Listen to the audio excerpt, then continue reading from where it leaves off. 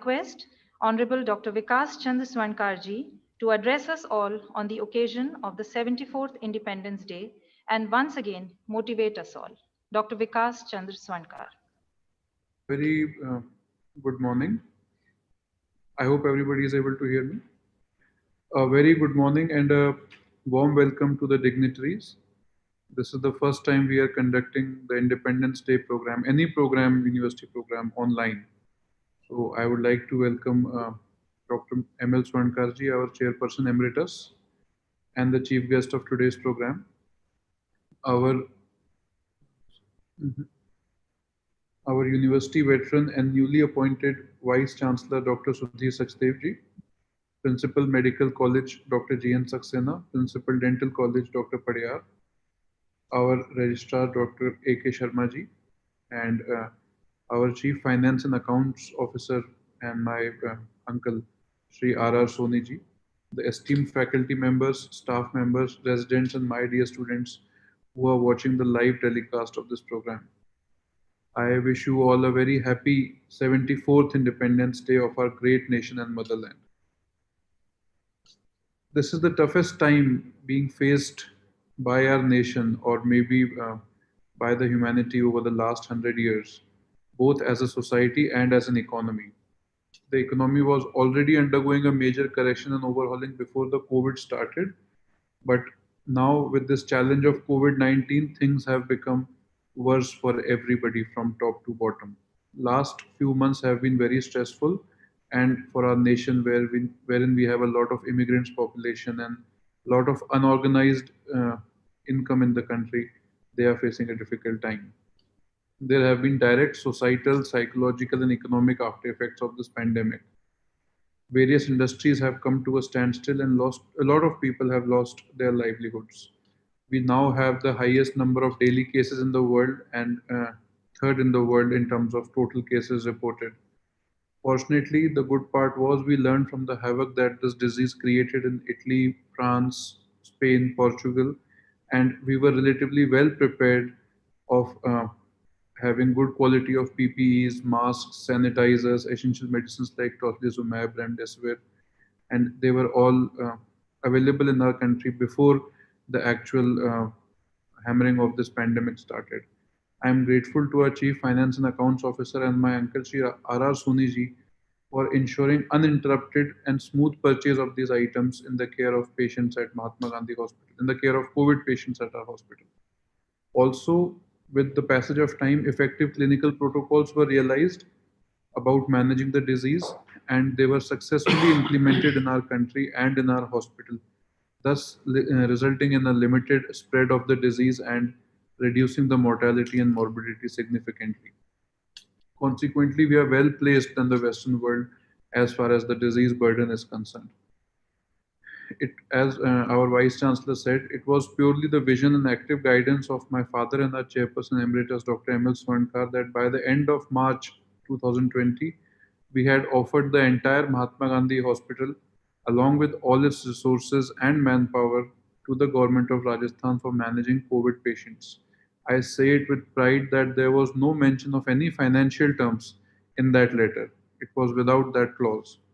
Today, one entire block of MG Hospital, the COVID block, having a total of 320 beds, including 50 to 80 ICU beds, are have been dedicated in the service of our nation. Then in mid of June, the government fixed the prices for ICU as 4,000, including ventilator, which is nearly unsustainable. And again, I say it with immense pride that Mahatma Gandhi Hospital stood tall in serving critically ill COVID patients, and we are still managing and admitting patients in ICU, wherein all the other private hospitals have refused such patients.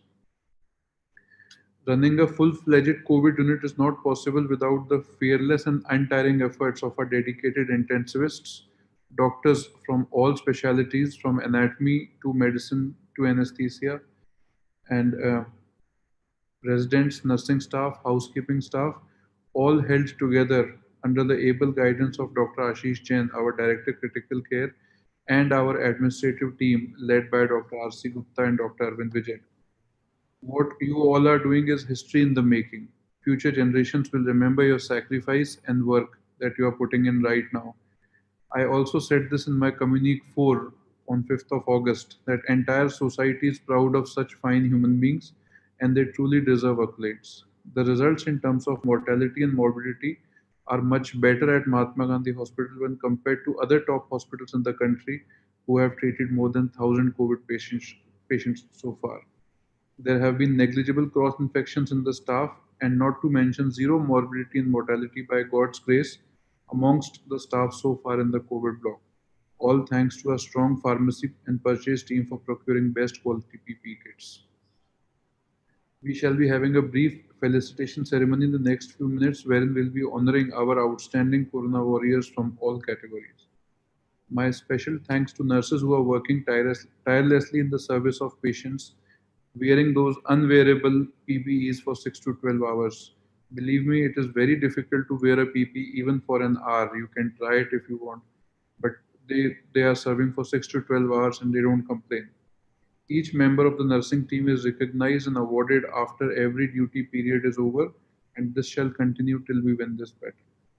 Nursing care, however, has a certain scope of improvement, especially in the area of better efficiency and improved patient vigilance. I request the nursing administrators and the medical administrators to kindly give more thrust on the nursing care as there is a lot of scope of improvement in that. The university has undertaken the task of providing term life insurance to all its staff members engaged in the care at Mahatma Gandhi Hospital, ranging from a sum assured of 20 to 50 lakhs. But I sincerely hope that this would never be required. Also, we are now providing health insurance coverage to our COVID warriors and staff members through the newly introduced government policy, the Corona Kavach, wherein it's a blanket cover of 5 lakhs for the entire family at a negligible premium. The university is bearing the premium for this at a minimal premium.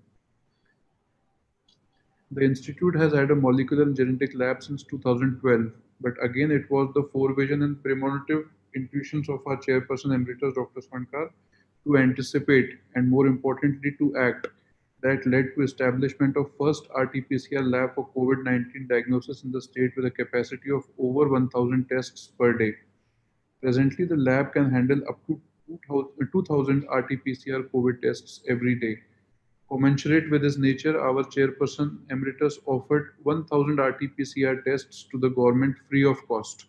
That time, those 1,000 tests were really very valuable as nobody else was testing other than SMS. Consequently, we have performed close to 12,000 tests for the government, out of which 3,000 plus have been absolutely free and remaining have been performed only on the supply of consumables and kits. The cost of equipment, manpower, and everything else is borne by us. So far, the lab has conducted close to 45,000 tests, and still the lab is doing almost 800,000 tests every day. The credit for establishing and maintaining a robust RT-PCR testing facility goes to Aditya Mishra, a young dynamic scientist at the lab who has been at the helm of the affairs managing the COVID testing facility. And he has been helped by Dr. Pushpendra Saraswat, who is the director of the lab, along with Dr. Mamta Lamba, MD Microbiology, and their team of dedicated technicians who are working day and night to get the most accurate results in the shortest possible time. I'll fail in my duty if I don't mention Mr. Sukan Das, our Chief Operating Officer, who is working hard to make sure the PCR lab services reach every corner of the state. He is traveling almost 2 to 3 days every week to Nagaur, Baswara, Bara, Alwar, and spreading the word for PCR lab. Also, there was a very thoughtful and successful initiative of home care for mildly symptomatic COVID patients in the comforts of their home. Suraksha at home. It is being well appreciated in the community. So far, 300 patients have directly benefited from it, and a big number has been admitted to the hospital out of Suraksha at home. It has helped in reducing the burden at our hospital. Now, the most important task that lies ahead of us is to aggressively promote non-COVID health services so that the hospital functioning return back to normal and progresses further. We are trying to remove apprehensions in the society regarding seeking active medical care In these times, we are launching an aggressive information and awareness campaign in the electronic and print media with taking utmost infection control protocols. The Shriram Cancer and Super Speciality Center has been designated as a COVID-free, non-COVID hospital so far, and there have been negligible cross-infection amongst the patient. I don't remember even one cross-infection amongst the patient. We are leaving no stone unturned in keeping it up. We shall strive to maintain this in future as well. I sincerely request for an active cooperation from the faculty members and the staff members to promote non-COVID healthcare services, to actively engage in non-COVID healthcare services whilst taking all precautions. I would like to thank our principal, Dr. G.N. Saxena, and clinical director at SRCC, Dr. Hemant Malhotra, who made all efforts to bring bone marrow transplant for thalassemia and leukemia patients to our institute. Very soon, we shall be starting with the bone marrow transplant services at SRCC. Then we have launched a novel scheme wherein we have done an MOU with the third party, Let's MD, regarding provision of interest-free and collateral-free loan to patients for their treatment at MGH. There would be a certain percentage cut out of it when we receive the payment. It would be borne by the hospital, not by the patient. This would prove to be a big financial help for general patients in these tough financial times. I would like to thank my MGMST faculty members and senior administrative staff who have stood tall and strong with the university in these trying times, both morally and financially. This will always be remembered and cherished by me, my uncle Sri R.R. Soni, and my family. Let me assure you that the future of this institution is brighter than ever. The university has been able to gather over 135 postgraduate medical admissions in the recently held counseling, making it the highest in the state after SMS Medical College. And as usual, the MDS PG seats were the first to be filled up in the private colleges at Mahatma Gandhi Dental College. More new and innovative PG courses and DM MCH courses are being added in the state, like DM endocrinology, DM critical care medicine, MCH hepatobiliary surgery, etc. We also aim to increase the UG capacity to 250, as said by the Vice Chancellor, from the next academic session, and requisite infrastructure, construction, and manpower recruitment is underway. We are one of the first universities in the country to introduce unique fellowship and PG programs in various medical, dental, nursing, and allied disciplines. Admissions for these courses have already started, and details available on our website. Another challenge that lies ahead of us is the NAC accreditation.